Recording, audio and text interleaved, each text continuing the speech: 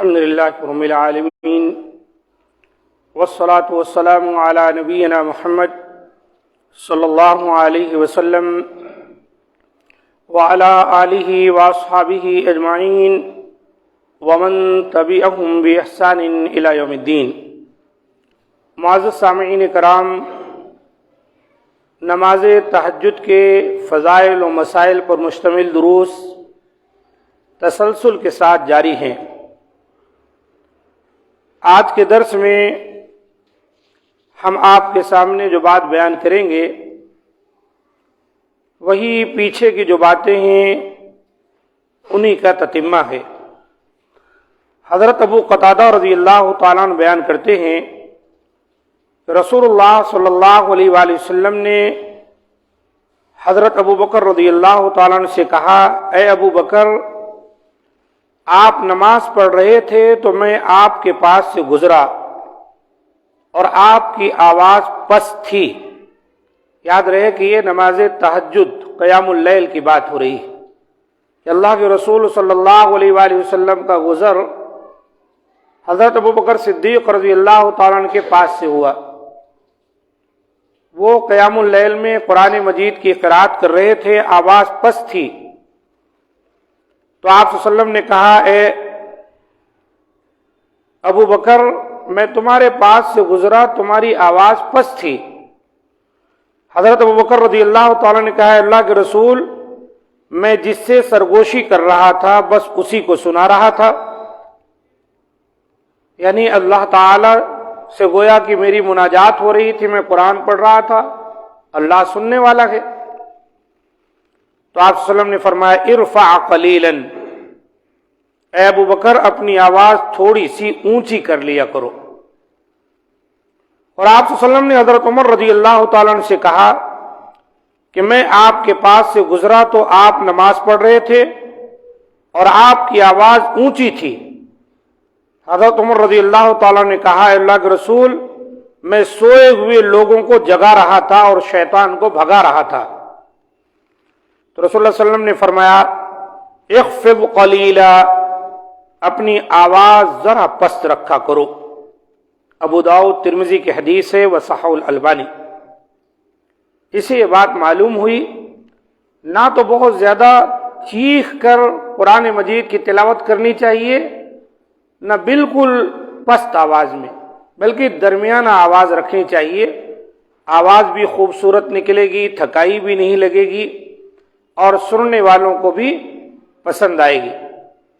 اگر کوئی مصروف ہے، سو رہا ہے، تو اس کو بیدار نہیں کرے گی، اور اگر کوئی جاگ رہا ہے تو وہ اسے سن لے گا۔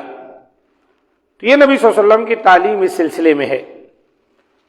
نماز تہجد کا اختتام نماز وتر کے ساتھ کرنا چاہیے، جیسا کہ حضرت عبداللہ بن عمر رضی اللہ تعالیٰ عنہ بیان کرتے ہیں کہ رسول اللہ صلی اللہ علیہ وسلم نے ارشاد فرمایا، اجعلوا آخر صلاتکم باللیل وترا، تم رات کی آخری نماز وتر بناؤ، یعنی رات کو تمہاری آخری نماز وتر ہونی چاہیے۔ اس کا معنی یہ ہے کہ اگر کوئی شخص عشاء کی نماز کے بعد سو جاتا ہے اور رات میں تہجد پڑھنے کا موقع اسے نہیں ملتا، تو اسے چاہیے عشاء کی نماز کے بعد وتر پڑھ لے، چاہے سونے سے پہلے پڑھ لے اور چاہے عشاء کی نماز پڑھ کے 2 رکعت سنتیں پڑھ کے وتر بھی پڑھ لے۔ اور جسے یہ امید ہے کہ وہ رات کو بیدار ہوگا، قیام اللیل کرے گا، تہجد پڑھے گا، اسے چاہیے وہ سو جائے اور رات کو اٹھنے کے بعد جس قدر میسر ہو وہ اتنی نمازیں پڑھے اور آخر میں 1 رکعت وتر پڑھ لے۔ یہی اس کا معنی ہے۔ صحیح مسلم کی ایک روایت میں ہے کہ من صلی من اللیل فلیجعل آخر صلاتہ وترا قبل الصبح فإن رسول اللہ صلی اللہ علیہ وسلم کان یأمر بذلک، جو شخص رات کو نفل نماز پڑھے وہ اس کے آخر میں صبح ہونے سے پہلے نماز وتر پڑھے، کیونکہ رسول اللہ صلی اللہ علیہ وسلم اس کا حکم دیا کرتے تھے۔ یہ بخاری مسلم کی حدیث ہے۔ یعنی جو تہجد گزار ہیں گویا نبی صلی اللہ علیہ وسلم کو ان کے لیے حکم ہے کہ وہ سب سے آخر میں تہجد پڑھنے کے بعد ایک رکعت وتر کے ذریعے پوری تہجد کی نماز کو وتر بنا دیں۔ بخاری مسلم میں حدیث آئی ہے۔ اسی طرح اپنی نیند اور اپنے قیام دونوں پر اللہ تعالیٰ سے اجر و ثواب کا طلبگار ہو۔ ایک مرتبہ حضرت معاذ بن جبل رضی اللہ تعالیٰ عنہ اور حضرت ابو موسیٰ العشری رضی اللہ تعالیٰ عنہ نے آپس میں اعمال صالحہ کا مذاکرہ کیا تو حضرت معاذ رضی اللہ تعالیٰ نے کہا، اے عبداللہ، ابو موسیٰ العشری رضی اللہ تعالیٰ عنہ کا نام ہے، آپ قرآن کیسے پڑھتے ہیں؟ انہوں نے کہا، میں ہمیشہ دن رات پڑھتا رہتا ہوں۔ اور اے معاذ، آپ کیسے پڑھتے ہیں؟ انہوں نے جواب دیا، میں رات کی ابتدائی حصے میں سوتا ہوں، پھر بیدار ہو کر قرآن پڑھتا ہوں۔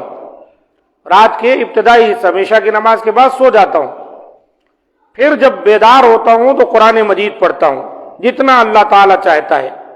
یوں میں اپنی نیند پر بھی اللہ تعالیٰ سے اجر کی امید رکھتا ہوں اور اپنے قیام پر بھی۔ ایک روایت میں ہے کہ حضرت معاذ رضی اللہ تعالیٰ نے حضرت ابو موسیٰ رضی اللہ تعالیٰ عنہ سے کہا، آپ قرآن کیسے پڑھتے ہیں؟ تو انہوں نے کہا، میں بیٹھے ہوئے، کھڑے ہوئے، اپنی سواری پر، ہر حال میں اور دن اور رات میں ہر وقت پڑھتا رہتا ہوں۔